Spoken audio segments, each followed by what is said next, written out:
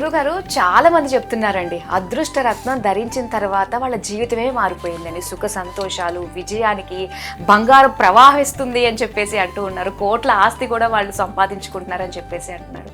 అసలు నమ్మకంతో ధరిస్తేనే సాధ్యమవుతుందంటారా? ఇది చాలా వరకు ఎలా ఉంటుందంటే అమ్మా, మ్యాక్సిమం వరకు అంటే మీరు మంచి వాళ్ళ మధ్యలో ఉండి మంచి వ్యవహారం చూసుకుంటూ మంచిగా చూస్తూ ఉంటే మాత్రం నమ్మకంతో కూడా పని లేదు. మీరు నోట్లో ఉప్పేసుకుంటే మీరు నమ్మినా నమ్మకపోయినా పంచదార తీపికనే ఉంటుంది, నిమ్మకాయ బ్రహ్మాండమైన పులుపుతో ఉంటుంది. అట్లాగే అదృష్టతను దాని యొక్క శక్తిని ఆటోమేటిక్గా చూపిస్తుంది. దాన్ని మీరు మెహసూస్ చేయాలి. మెహసూస్ చేయాలంటే మీరు నమ్మితే కానీ, అలాగే అదృష్టలక్ష్మీదేవి మీరు పెట్టుకోగానే ఒక బంగారు కాసుల్ని ఒక బంగారు పళ్ళెంలో పెట్టి మీ ఇంటి దగ్గర తీసుకొస్తుంది.